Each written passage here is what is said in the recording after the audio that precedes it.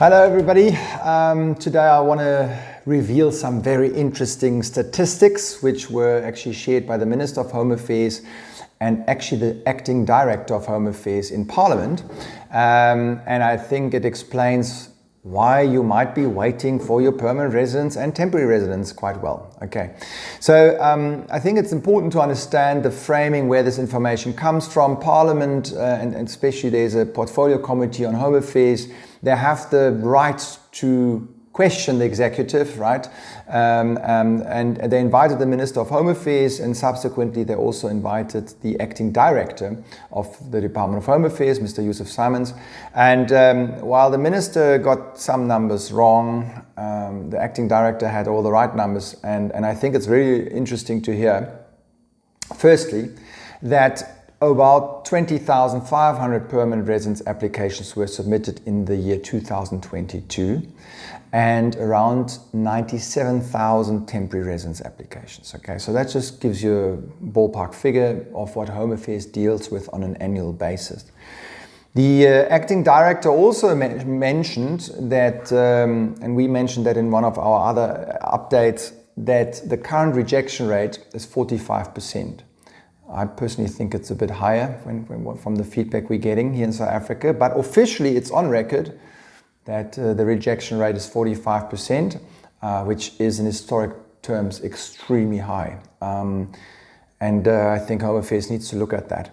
Then, maybe more importantly or more interestingly for you as viewers, is the backlog. The current backlog on record is 49,529 for permanent residence applications, some dating back to 2016. Okay, so there the Acting Director is on record in Parliament admitting to a backlog of 50,000 permanent residence applications.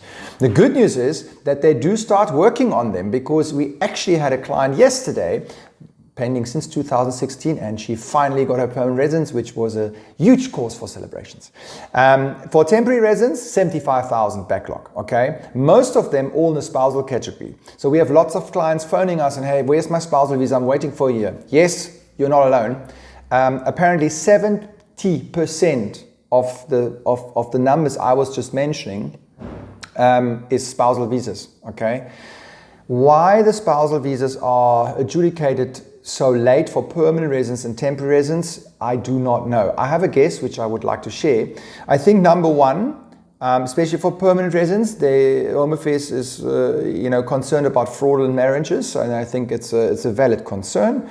The number two, and I think that's not so valid, is that I do think that Home Affairs considers the spousal category as not important for the growth of the economy, because they do process permanent residence based on critical skills as well as own business much faster. They do this in under 12 months, right?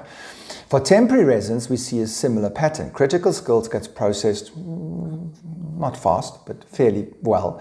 The same like the own business visa extensions. But the spousals wait forever.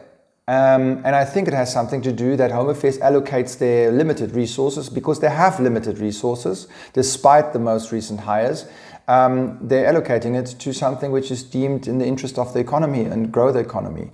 Now, my problem with that is that while that might be a valid reason, I do think that the unity of the family is a constitutional right.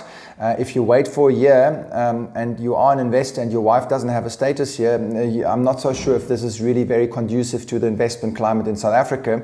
If you constantly have unhappy spouses, and it could be the husband, just for the record, sitting at home and not having a visa, right?